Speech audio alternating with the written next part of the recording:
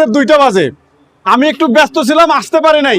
কিন্তু আমাদের প্রিয় ভাইরাল মিজান ভাইয়ের যে হোটেলটার যে পরিস্থিতি, মিজান ভাইয়ের যে কর্মচারীগুলো আছে তাদের যে পরিস্থিতি, এই মিজান ভাইয়ের যে আজকে যে রান্না হয়েছে মিনিমাম 2 লাখ টাকা রান্না হয়েছে। এই 2 লক্ষ টাকা রান্না হয়ে আজকে মনে হয় যে আমার মনে হয় 10-15 হাজার টাকাও বিক্রি হয় নাই। তাতে 1 লক্ষ টাকা একটা গরিব মানুষ, এই গরিব মানুষগুলো এখানে গোস্ত বিল দিতে হবে, চালের বিল দিতে হবে, সবকিছুর বিল দিতে হবে, এগুলো নাই। মিজান ভাই জেলে মরার উপরে খাড়া ঘা, এরকম একটা কথা আছে। বাঙালিরা আসলে একটা জিনিস মনে করি যে যারা উপরে উঠতে চায় তাদেরকে আস্তে করে টেনে নামায়। এই মিজানের গরিবের বুফ, এই মিজানের হোটেলে অনেক রিক্সাওয়ালারা আছে, তারা এখানে খাবার খাইতে আসে। তারা গরুর গোস্তর ঝোল দিয়ে আনলিমিটেড ভাত খায়। তারা এই গরিব মানুষগুলো এখানে তারা এখানে খাবার খাই আসে। শুধু তাই না, এখানে মিজান ভাইয়ের কিছু কর্মচারী আছে অনেক অসহায় হয়ে ওই কর্মচারীগুলো এখানে কাজ করার চেষ্টা করে। চলেন আমরা একটা কর্মচারীর সাথে কথা বলি, দেখেন কতটা অসহায় মানুষ। আপনার নাম কি? সম্রাট। হ্যাঁ, সম্রাট। সম্রাট, আপনার ওস্তাদের কি খবর? উনি তো জেলে আছে। জেলে আছে? আচ্ছা, আপনার ওস্তাদ যে আপনি ছুঁয়ে গেল এই যে দোকানটা দেখার জন্য, আপনি কি দেখলেন দোকান? আপনি তো দোকানটা ভাঙিয়ে হালাইলো, কি করলেন? দোকান আমরা তো কিছুই করতে পারলাম না।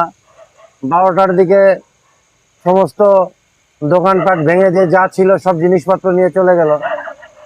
সব জিনিসপত্র নিয়ে চলে সব গেছে? জিনিসপত্র নিয়ে চলে গেল। আমরা 2000 লোকের খানার আয়োজন করেছিলাম, হ্যাঁ, 1000 লোকের খানা ওখানেই নষ্ট করে দিয়েছে। দেখতে পাচ্ছেন ভাত টাত তরকারি সব পড়ে আছে। বাকি যে কাঁচামাল খানাগুলো এখানে রয়ে গেছে এগুলো প্রায় নষ্টই বলা চলে। তাহলে এই যে আপনি যে চাকরি খুঁজে পান না, মিজান ভাই যে আপনাকে চাকরি দিল আপনার ওস্তাদ। মূলত আমি চাকরি করতাম, আমার পাওটা একটা রোড অ্যাক্সিডেন্টে ভাঙা যায়। জি। আমি এখানে এসেছিলাম পঙ্গু হাসপাতালে চিকিৎসা করতে। আচ্ছা। মিজান ভাইয়ের কাছে এসেছিলাম। মিজান ভাই একজন মানবিক ভালো মানুষ, আমরা এটা মোবাইলে দেখেছি। জি। সেই উদ্যোগে আমি ওনার কাছে এসেছিলাম। সেই পরিপ্রেক্ষিতে উনি আমার কাগজপত্র ডকুমেন্ট সাংবাদিক নিয়ে এসে দেখিয়ে পুরা আগে সত্যতা যাচাই করলো। উনি সত্যতা পাওয়ার পরে আমাকে বিরিয়ানি নিয়ে এসে খাওয়ালো।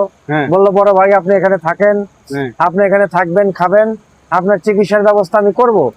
যাই হোক, কিছুদিন আমাকে দ্বারা হালকা কাজকর্ম উনি দিয়েছিল।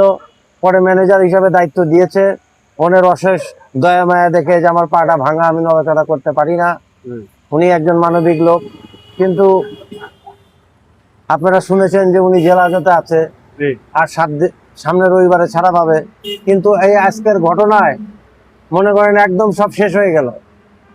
ওনার যা পুঁজিপাটটা যা ছিল, মালামাল প্রায় 3 লক্ষ 3.5 লক্ষ টাকার বাজার হয়েছিল 1,70,000। পাক করার পরে এটা আমরা বিক্রি করতাম প্রায় 2 লক্ষ টাকার কাছাকাছি। এগুলো সব নষ্ট হয়ে গেল। এখন আপনি যে চাকরিটা করতেন, এখন এই চাকরি করতে মানে অনিশ্চিত হয়ে গেছে এখন নাকি? অনিশ্চিত হয়ে গেল বলতে আরো কর্মচারী ভাইরা যারা আছে প্রায় 8-10 জন, তাদের পরিবারও অনিশ্চিত হয়ে গেল। মিজান ভাইও খুব একটা পয়সাওয়ালা লোক না, উনিও একটা সাধারণ খেটে খাওয়া লোক।